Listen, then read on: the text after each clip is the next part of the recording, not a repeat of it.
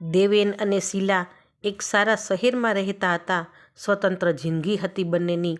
પતિ પત્નીને સારું બનતું, પણ શીલા અને દેવેનની માં મમતાબેન વચ્ચે તું મેમે થતી. મમતાબેન સરળ, સાદા અને નમ્ર સ્વભાવના હતા, જ્યારે શીલા સ્વતંત્ર, ખર્ચાખોર અને ચીડિયા સ્વભાવની હતી. લગ્નના થોડા દિવસોમાં શીલાએ મમતાબહેન પર જોર ચલાવ્યું અને એક દિવસ એવો આવ્યો કે મમતાબેનને અલગ જવું પડ્યું. પણ સરળ સ્વભાવના મમતાબેનને આ વાતનું બિલકુલ દુઃખ ન હતું. તેઓ વિચારતા કે આ તો નસીબની વાત છે. શીલાનું વર્તન આવું છે તેમાં મારા નસીબનો દોષ છે. આવું વિચારી મમતાબેન જિંદગી જીવતા. નાની મોટી નોકરી કરીને મમતાબેન પૈસા બચાવતા. દેવેનને આ બધું ગમતું નહીં કે માં, તારે નોકરી કરવાની શી જરૂર છે, મારી પાસે પૈસા માગી લેજે. પણ મમતા બહેનને આ વાત ઠીક ન લાગી. દેવેનને આ વાતનું ખૂબ દુઃખ હતું કે પપ્પાની ગેરહાજરી છતાં હું મારી માને સાથે નથી રાખી શકતો. પણ શીલાને કાંઈ ફેર નહોતો. તેને સ્વતંત્ર રહેવાનો ખૂબ આનંદ હતો. જ્યારે મમતા બહેન દેવેનને ફોન કરતા તો શીલાનું મોઢું ચીડાઈ જતું કે પૈસા માગવા જ ફોન કરતા હશે. આજે 3જી તારીખ છે, તમારા પગારની એને ખબર જ હોય, એટલે જ તમારી માનો ફોન તમારા પર આવે છે. પણ દેવેન સમજતો હતો કે વેરના વાવેતર ઊંડા ઉતરી ગયા છે. સાસુ શબ્દ સાંભળતા જ શીલા ઉકળી ઉઠતી. પણ આજે સવારથી શીલા ખૂબ ખુશ હતી. તેમની મેરેજ એનિવર્સરી હતી. શીલા દેવેનને ખૂબ પ્રેમ કરતી અને કહેતી કે દેવેન, આપણી એનિવર્સરીમાં તમે મને શું ગિફ્ટ આપશો?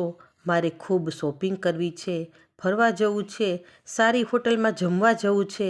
તમારો પગાર તો આવી ગયો છે ને? આવી રોમેન્ટિક વાતો ચાલતી હતી. ત્યારે દેવેન બોલ્યો, પણ એક શરત પર, કે તારે મારી માને અઠવાડિયે એક ફોન કરવાનો. આ સાંભળી શીલા ઉકળી ઉઠી. મોઢું ચીડાઈ ગયું. પણ મનમાં શોપિંગનો એટલો શોખ હતો કે એ વાતને બહુ ધ્યાનમાં ન લીધી. 5 મિનિટમાં વિચારીને બોલી કે હા, હું મમ્મીને અઠવાડિયે એકવાર ફોન કરીશ. બસ, હવે થઈ તમને શાંતિ? અને બીજા દિવસે બંને માણસ નવા કપડાં પહેરી સજ ધજ થઈ ઉપડ્યા ફરવા. હજી તો હોટલમાં ઓર્ડર આપ્યો એટલામાં ફોન આવ્યો કે દીકરા, મારે પૈસાની ખૂબ જરૂર છે. 5,000 મોકલને, મારે ઈલાજ કરાવવા માટે. મારી તબિયત હમણાં સારી નથી રહેતી. દેવેને આમ તો બધા કામ શીલાને પૂછીને કરતો, એટલે આ વખતે પણ પૂછ્યું કે શીલા, માનો ફોન છે, 5,000 માગે છે, શું કહું? શીલાનું મોં ચીડાઈ ગયું. આજે મારી તો એનિવર્સરી બગાડી. આ તારી માએ એને કહી દે કે મારો પગાર નથી થયો. અને જેમ શીલાએ શીખવાડ્યું તેમ દેવેન બોલ્યો કે માં, પગાર નથી થયો. ફરી થોડીવાર પછી માનો ફોન આવ્યો કે બેટા, 2,000 તો મોકલ, હું બીજા કોની પાસે માગું? ત્યારે ફરી દેવેને શીલાને પૂછ્યું અને ફરી શીલાનો ગુસ્સો આસમાને ચડ્યો કે એને ચોખ્ખી ભાષામાં ના પાડી દે. અને દેવેન બોલ્યો, સાસુજી, રડશો નહીં, હું રૂપિયા પણ મોકલું છું અને તમારી તબિયત વધારે ખરાબ હોય તો હું તમને આવીને લઈ જાઉં છું. સાસુજી શબ્દ સાંભળતા શીલા આશ્ચર્યચકિત થઈ ગઈ કે શું બોલો છો?